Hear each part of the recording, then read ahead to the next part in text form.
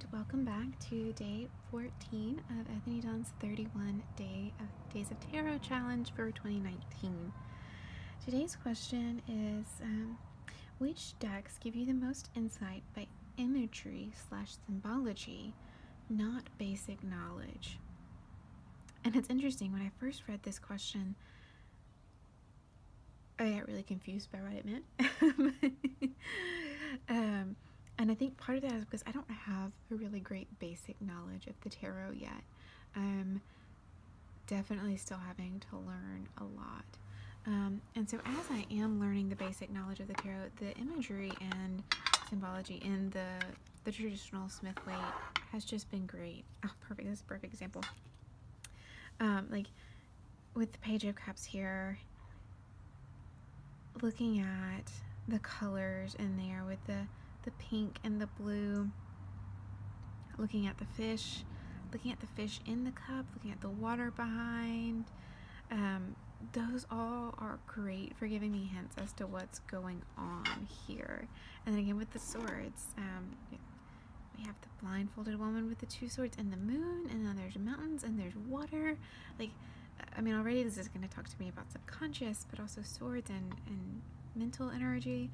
So when it comes to reading symbols, I do find the Smith-Waite has been best for me so far, and that is actually why it is currently probably my most used deck, is because I am trying to learn the basic knowledge of the cards, and for me, learning with the symbols helps me remember and hold in mind the basic meaning of the card. So that's sort of the easy answer. The other deck, however, is the Shadowscapes deck by Stephanie Puman-Law. This is my first tarot deck, and while there is some traditional symbolism, you can see some in here with a woman closing a lion's mouth. You also notice there's a ton of different symbolism in it, and some of that I don't know and I don't understand, and that's one reason why I keep going back to the Smith-Waite to learn more. But even just like if you look at her symbols here for the Devil card, I know that in the traditional deck, the Devil card is sort of a mirror of the Lovers card, with them both being chained to the Devil here. But I love, this is so evocative to me. This makes me feel addiction. This makes me feel being trapped yourself when, you know, the lock is right there and the key is just above her, and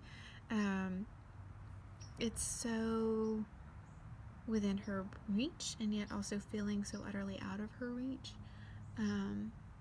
This card is a good example of, again, how this deck just gets the feeling right for me.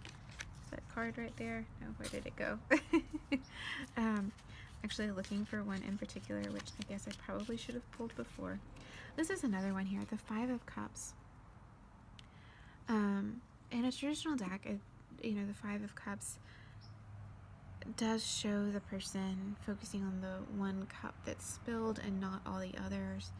But one thing I love about this symbolism here, and this slightly different than sort of basic meaning, we see her taking pleasure in the sorrow of it, and the sort of shift in reality, because now the fish is out of the water and in the air.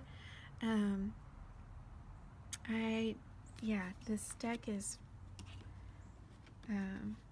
really, really evocative for me. Actually, where is it? It's the Ten of Wands. The Ten of Wands, the images in this deck just gets it right for me. It gets the emotion right even more than, say, perhaps the single symbols. I don't know if I'm articulating that well. Okay, let me pause you for a second. Oh wait, here it is. Perfect. Haha. The Ten of Wands. I love this card. This was not a card I saw before I got the deck, but wow, this card is just so perfect in my mind for the Ten of Wands, with her supporting a whole city, a whole village and a way of life on her own back. And again, some of these things are outside of the basic tarot knowledge, maybe not exact symbols, but yeah.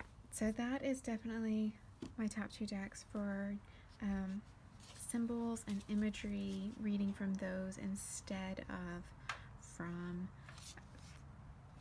the basic knowledge. So thanks so much. I am going to head on to the next day now. See you soon.